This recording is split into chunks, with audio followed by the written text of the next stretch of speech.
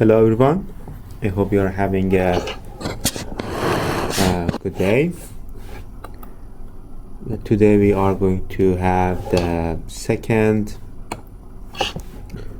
lecture about the Euler buckling. In this lecture we will finish the theory behind the Euler buckling and we will discuss the experiment a little bit we are going to do in the Euler buckling lab.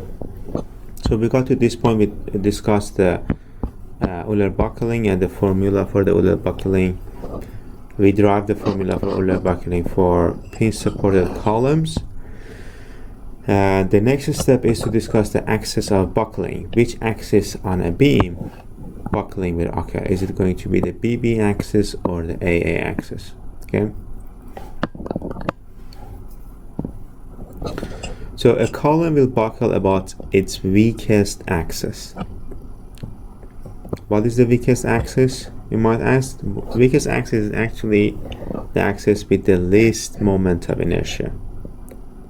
The only parameter we have in the formula for Euler buckling that identifies that is related to the axis is the moment of inertia. So the weakest axis and the buckling load has a direct relationship with the moment of inertia. So the weakest axis is going to be the one with the smallest moment of inertia. But one very important there is one very important but there, right?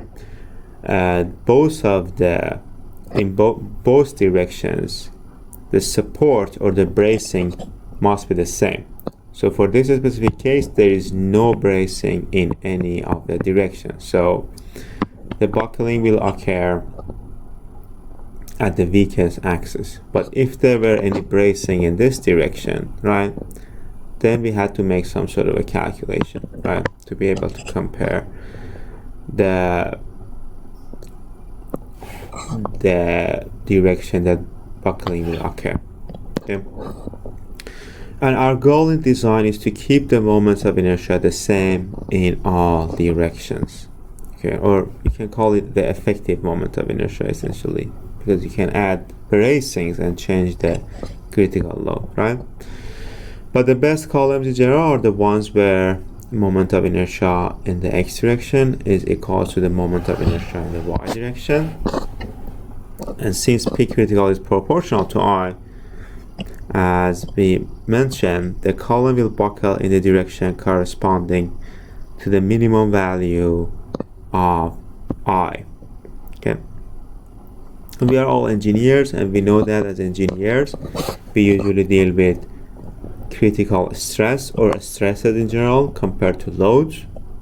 To be able to find the critical buckling stress, we have to divide the critical load by A, and then critical stress will be equal to pi squared EI over the area of your column, the cross-sectional area of course, multiplied by L squared, and this is for a pin supported column. Okay. We can also use the definition of radius of gyration to generalize this formula a bit more. Radius of gyration is defined as your moment of inertia over A, or the cross-sectional area, right? So using that formula we can rewrite the equation as pi squared multiplied by E over L over R squared. Okay, so this L over R square, this term will help us to come up with, to define a new variable essentially, and that variable is called the slenderness ratio, and it relates all the relevant geometric parameters like the length, the moment of inertia, and the cross-sectional area. Okay. Let's talk about other types of support. So far we have only talked about the pin and that supports columns in general, right? And we can all actually use the equations we have already derived, we have already found, to find the critical load for other types of support. Right? The critical load for the other columns can be expressed in terms of the critical buckling load for a pin-ended column. The only difference is going to be that we are going to find an effective length. Okay, we can actually, this kind of fixed ends is symmetrical, so we can divide it from here, and we can actually find that because of the symmetric conditions, we have 2 points of inflections that occur at 1/4 of L.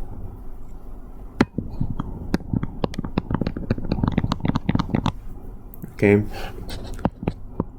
from both ends, right?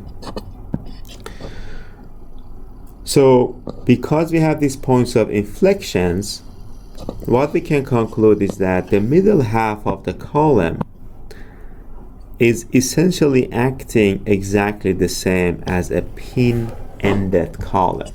Okay, so for this middle half, the critical buckling load, or the equation for critical buckling load, is going to be exactly the same as the regular pin-ended column. Therefore, we can conclude that for a fixed end column, we can come up with an effective length, right? And that effective length for this specific case is half of the total length. Based on the explanation I just gave, you can conclude that for any type of column, your first goal is to define the inflection points, and then the distance between those inflection points is going to give you the effective length, and that effective length is essentially acting as a pin-ended column for which you can calculate the critical load.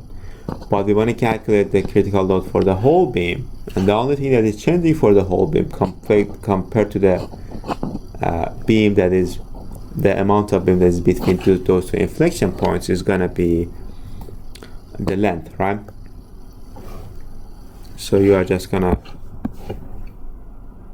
use the effective length, which is to your total length over 2 for this specific case, in the Euler buckling formula, and come up with this new formula. It's going to be 4 pi squared EI over L2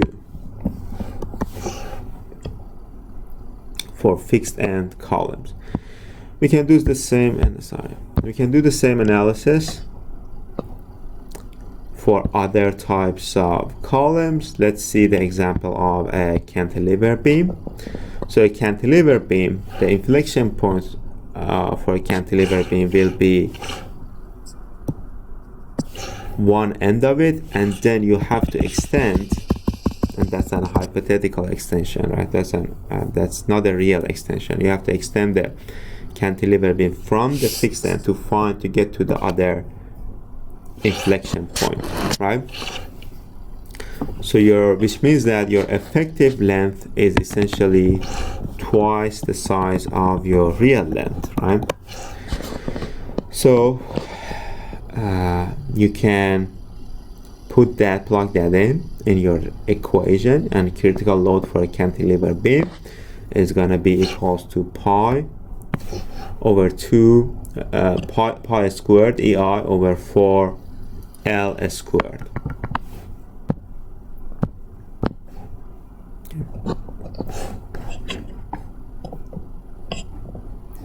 So we actually have a YouTube video that is going to give us a good idea about the discussions we just had. Okay, first, and this is actually the experiment. This is very similar to the experiment we are going to do. The only difference is gonna be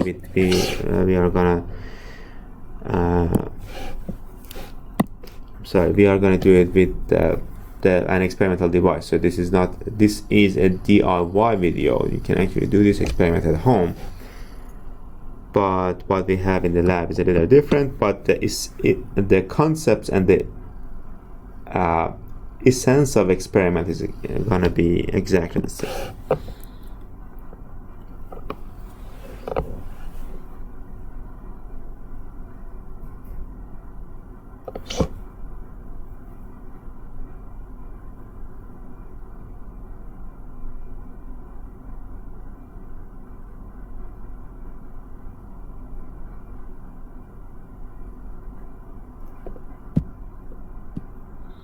We will talk about this K later on, but this is essentially the effective length factor, if you wish. And we will talk about this later on. Okay.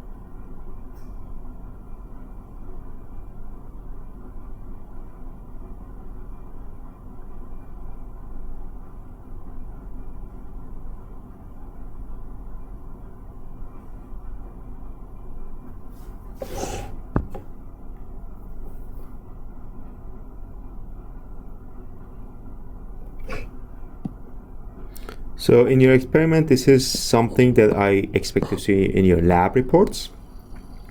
You have to calculate the buckling load for the different cases and different supports you're going to see in the lab using the equations, and then you are going to do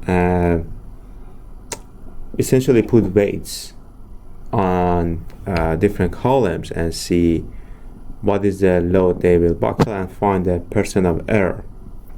Right.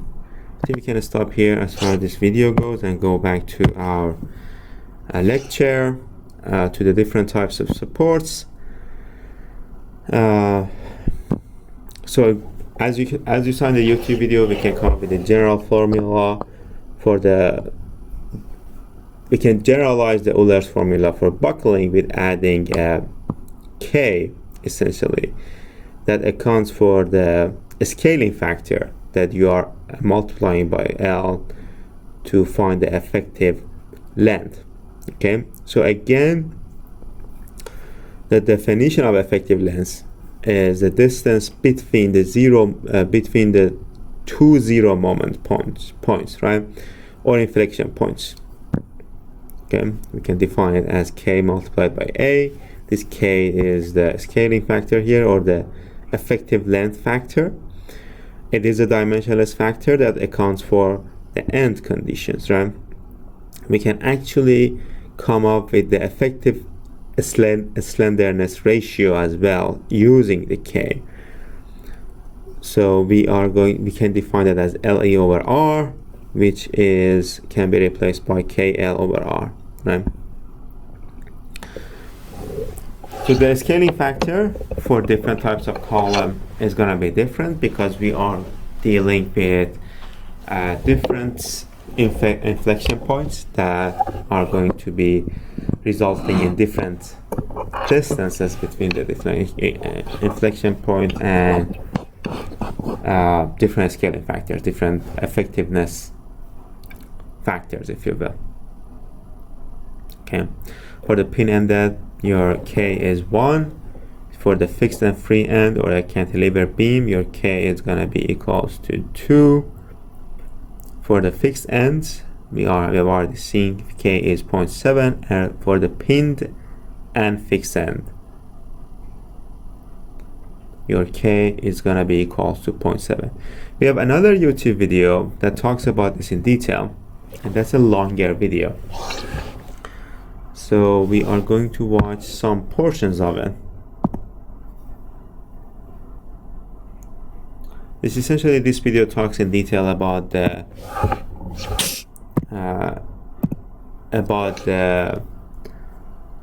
boundary conditions, if you will.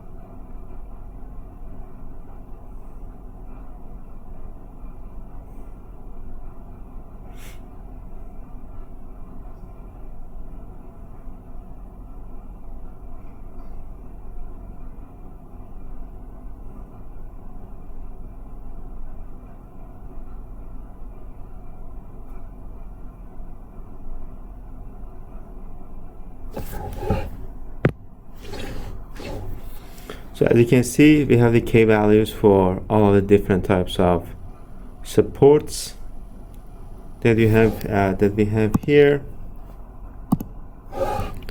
Let me see.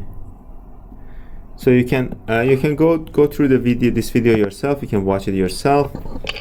If you recall from the previous semester, we have already gone over this video, and this is just a reminder.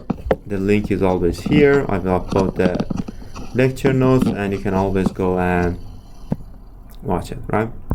So this is the extent of theoretical discussion we are going to have for the buckling analysis, Euler buckling analysis, and you will definitely get a quiz for the Euler buckling analysis, which most probably will be posted next Friday, right? So in less than in 10 days or so, right? And you know the deal about the quizzes, so make sure to go there and answer the problem. And these are the problems you may get in the quiz, right?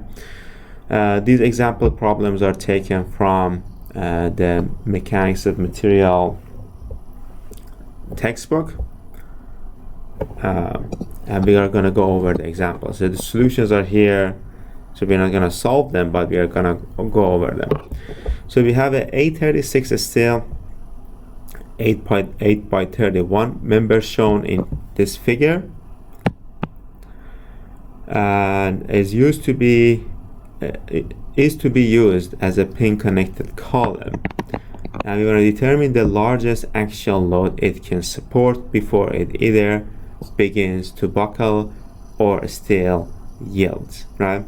So we have the main thing that you have to note here is that it is a pin connected column, and you always have to make sure that you know the yield stress of this steel column, right?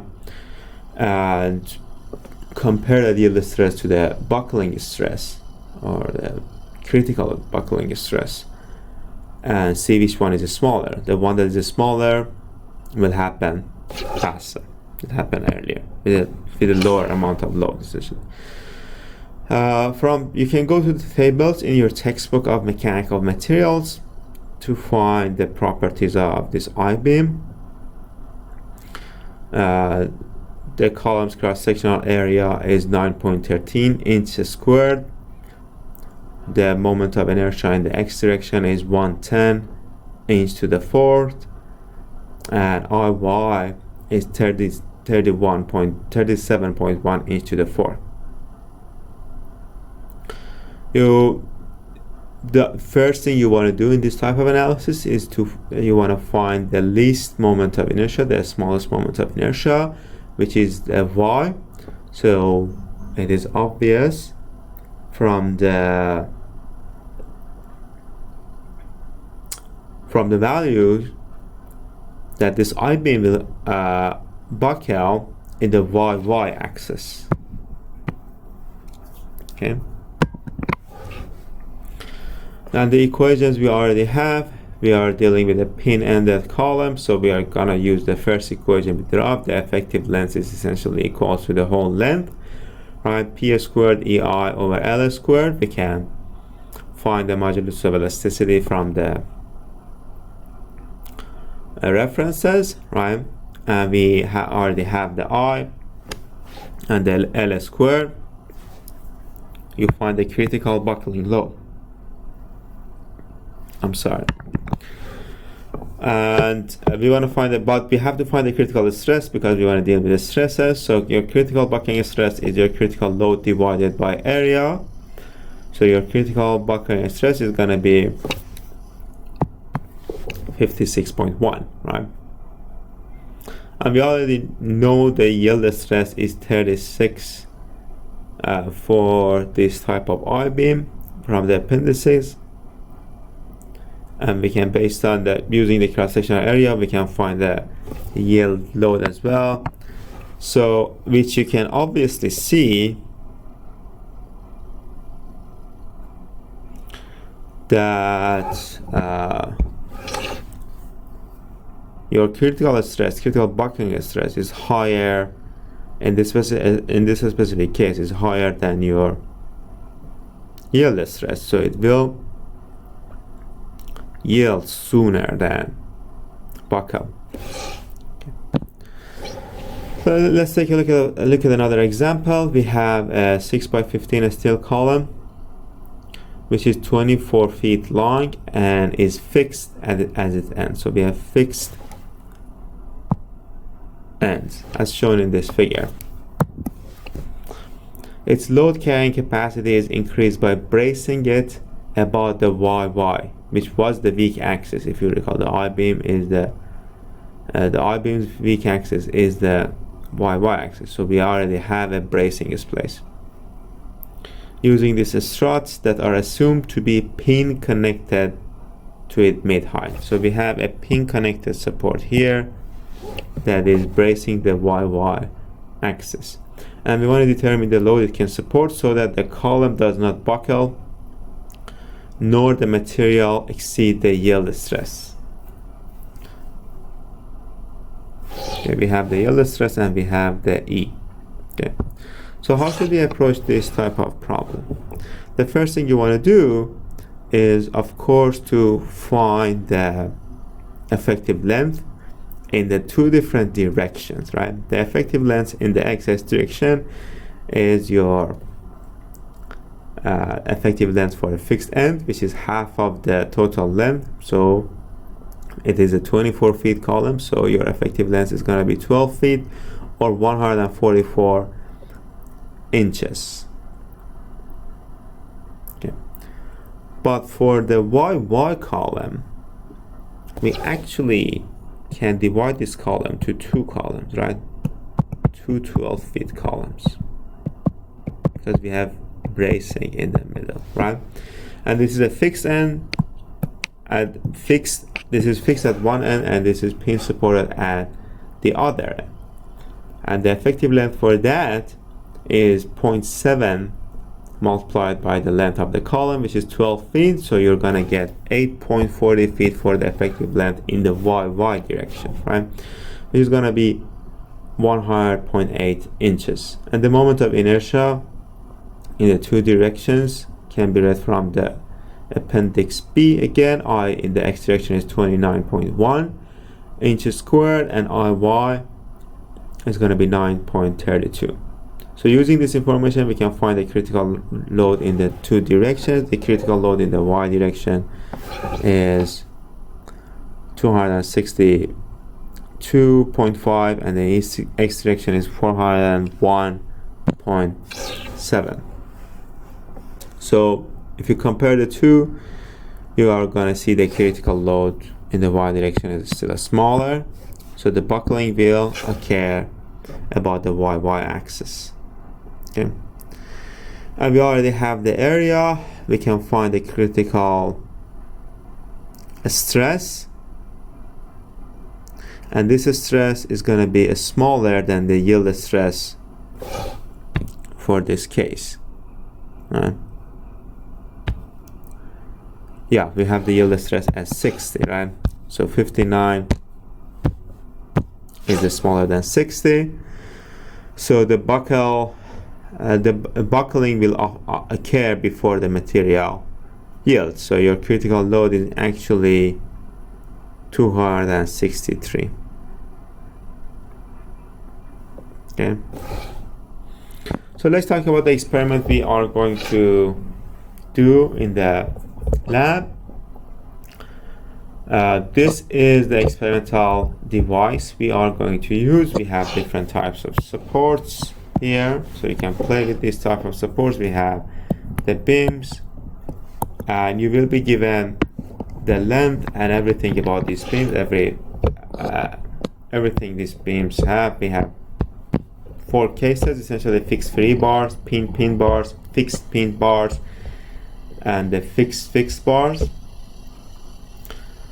What you do in the lab is you essentially put down the loads on these columns here, as you can see, and you record the load at which the buckling occurs. And this is going to be your experimental measurement. And obviously it's going to be very inaccurate. Not very, it's going to be inaccurate compared to your theoretical measurement, because of the fact that I think the smallest load we are going to have is a 1 Newton load, right? But you have to test all 4, and then when you get home, and this is an illustration of the buckling you will see in the lab. The unit accommodates for 4 buckling bars, and the frame is going to be provided to you guys. And these are the type of supports that you are dealing with, essentially. But what you are going to do in this lab is to determine the peak critical from 2 ways, and you have to know which kind of equation you have to use for each type of column. We will give you the modulus of elasticity, all of the length, and everything about the columns. You just have to find the moment of inertia. In the 2 directions, you have to find the weakest part of the column, and then you have to calculate the critical load for each case from the equation. You have to compare the experimental calculations that you have here with the theoretical calculations and find the error. That's your job. And that's gonna be it for the experiment. And please, and this is going to be lecture for today, but please reach out to me if you have any questions or any concerns. This experiment is gonna be performed in a week. So to be a little more accurate, the experiment is going to be, let me give you the exact date again, is going to be on September 10th, 2020. Right. So yeah, please reach out to me, and this is going to be the lecture for today.